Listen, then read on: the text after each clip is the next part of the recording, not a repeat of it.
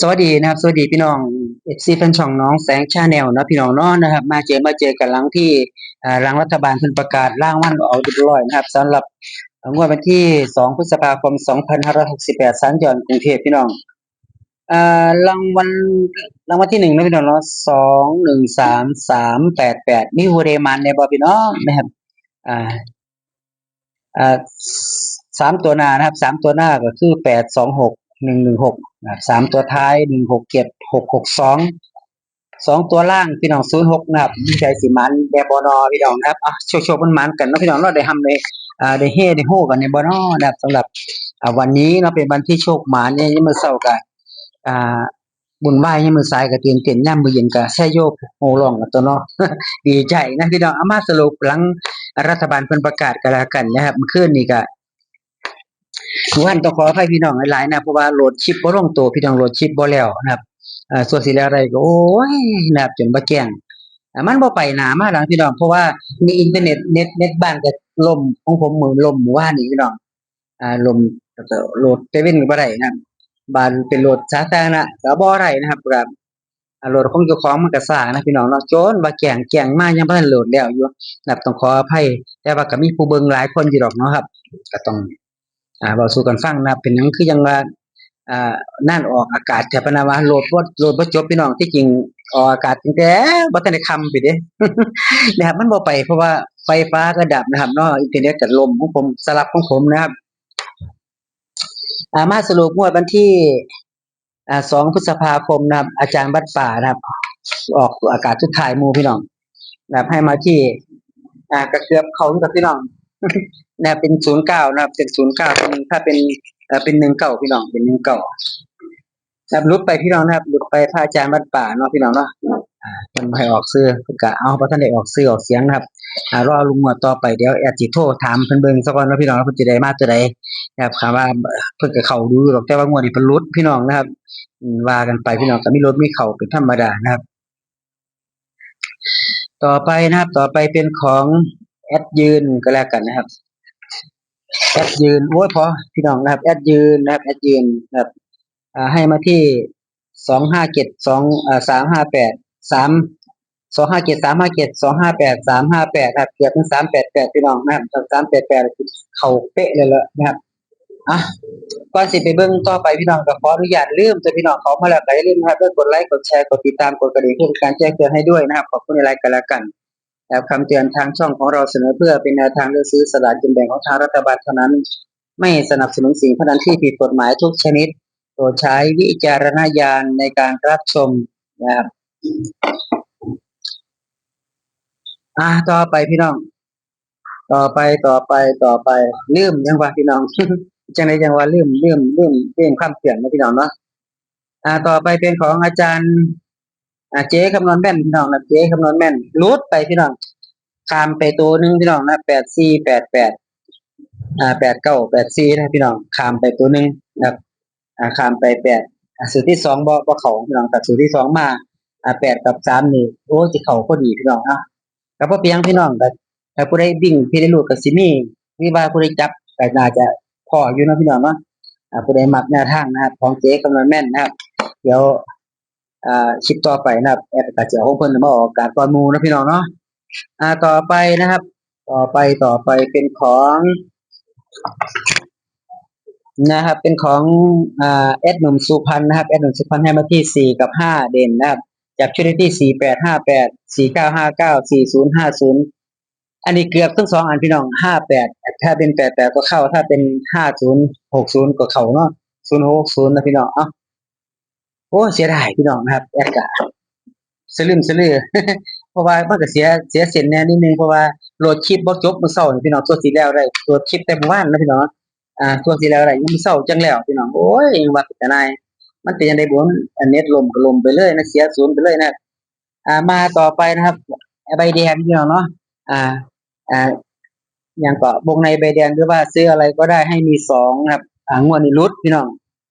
หลุดของเจ๊ไลๆนะครับหลุดไปพี่น้องก็บ่ว่ากันพี่น้องก็มีเข้ามีหลุดคือว่านั่นล่ะนะครับทุกสิ่งทุกอย่างล้วนแล้วแต่ว่ามีเข้ามีหลุดเนาะพี่น้องเนาะก็บ่เป็นหยังนะครับลุ้นไปงวดหน้านะครับงวดหน้าสิว่าจังไดนะครับก็มา ชมกันต่อไปนะพี่น้องเนาะเป็นกำลังใจซึ่งกันและกันก็ดีใจนะสำหรับผู้คนโชคคนหมานนะครับสำหรับท่านที่ยังบ่ทันได้โชคได้หมานก็ยังเป็นกำลังใจที่เก่าเหมือนเดิมนะครับเด้อครับยังเป็นกำลังใจให้พี่น้องคือเก่าคือเดิมนะครับต่อไปนะครับต่อไปเป็นของ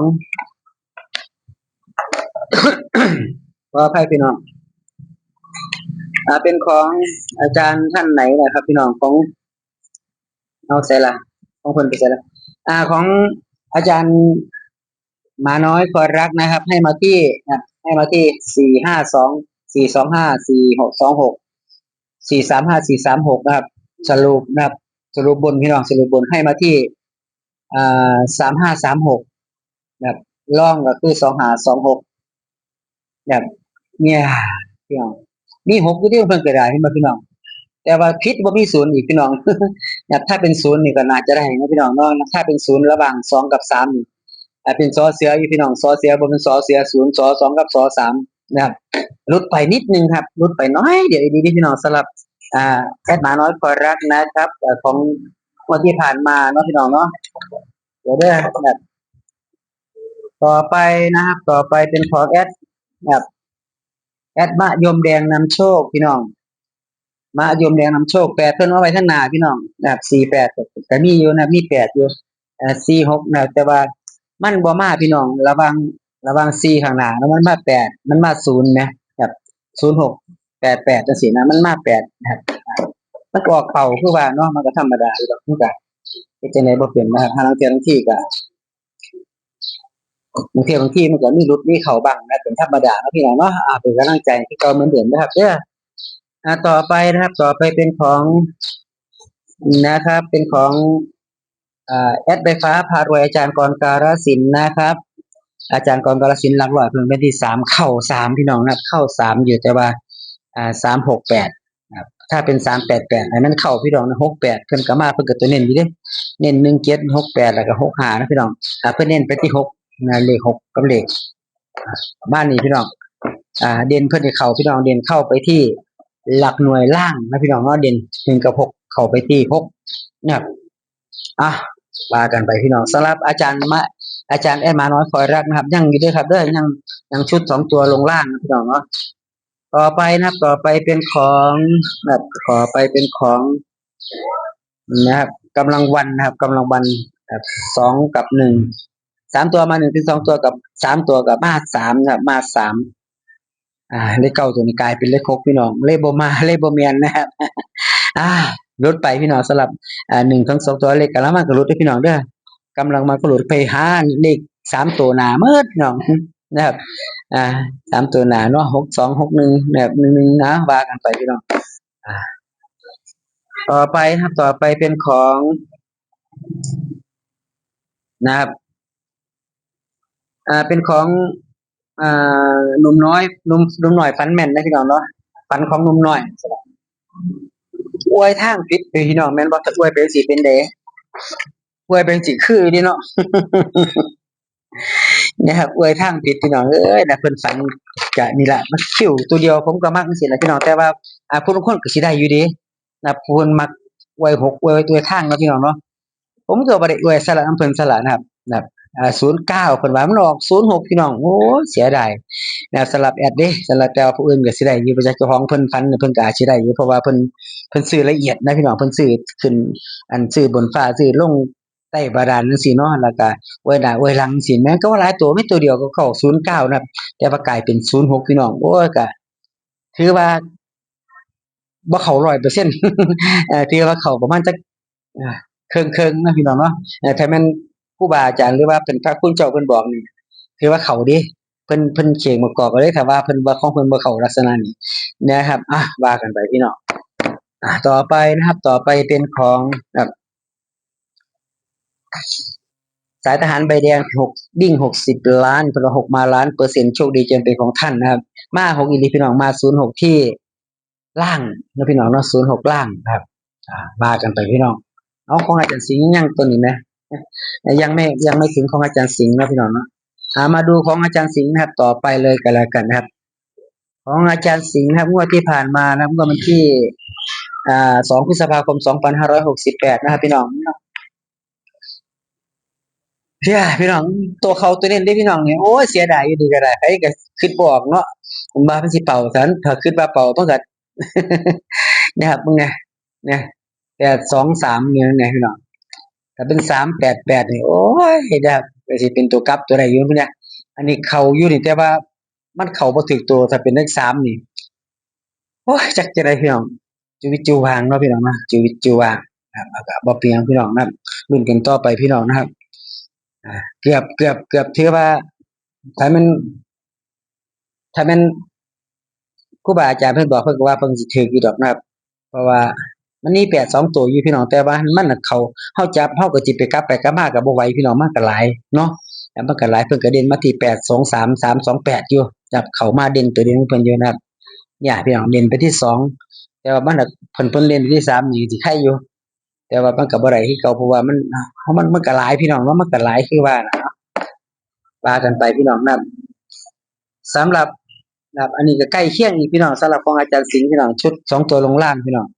เนี่ยเกือบขึ้นบนพี่น้อง587แล้วก็88พี่น้องโอ้ยไอ้หนอเหลือใจแห้งนะครับเนี่ยทั้งนี้ก็083นี่ถ้าเป็น883นี่ก็สิเป๊ะเลยแล้วพี่น้องเนาะก็บ่เป็นหยังพี่น้องเริ่มต่อไปก็แล้วกันนะครับสำหรับแนวทางของอาจารย์สิงห์นะครับมาชุดที่เป๊ะ100%เลยพี่น้องบ่ได้แก้ไขตัวเลขเด้อพี่น้องแล้วบ่แม่นหลังออกก็คือออกถึกนะครับเพราะว่าช่องเฮานี่เสนอตามความเป็นจริงนะพี่น้องก็คือเขานะครับยอมรับนะครับยอมรับตาม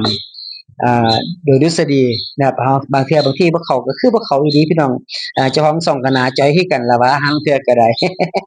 นะครับเมื่องวดมันเข้าก็เข้าพี่น้องเห็นบ่พี่น้องชุดรองของอาจารย์หมาน้อยคอยรักนะครับชุดเน้นเพิ่นบ่เข้าพี่น้องเพิ่นเด่นมาที่96มาทั้ง2มาทั้งเก้าพี่น้องแต่ว่าข้างหน้าเป็นเลข0พี่น้องเนี่ย96 9606พี่น้องเข้า06เข้าไปที่06ล่างพี่น้องชุดล่างเด้อพี่น้องเด้อตรงเต็มๆนะพี่น้องเนาะตรงเต็มๆเข้ามาที่06นะครับสำหรับอาจารย์แอดหมาน้อยคอรักนะครับเอาตามตัววันดากันแล้วกันสำหรับ FC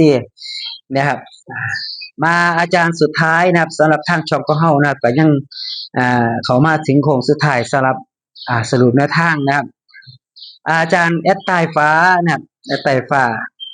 นะครับอันนี้100%เลยพี่น้องเลยเป๊ะๆนะครับแอดก็เคยบอกอยู่ดอกนะครับเข้ามาที่บนฟ้าละ88นะครับตัวเพิ่นวงเล็บให้พร้อมนี่นะครับแต่ว่าแอดทาง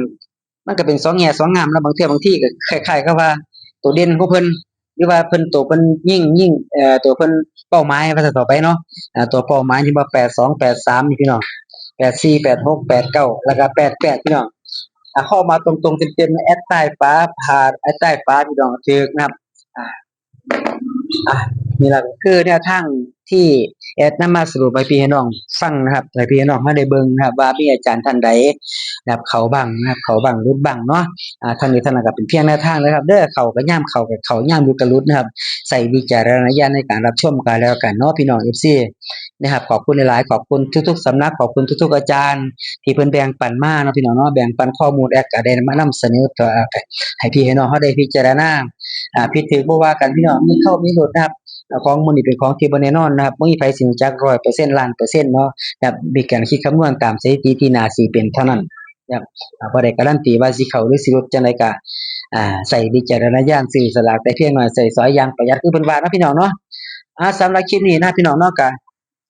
อ่าอนุญาตพี่น้องเพียงประมาณนี้นะพี่น้องเนาะครับขอบพระคุณ FC นะครับที่ติดตามตั้งแต่ต้นจนจบนะครับสำหรับคลิปนี้และเพียงเท่านี้ไว้พบกันคลิปหน้าคลิปนี้กล่าวคำว่าสวัสดีครับ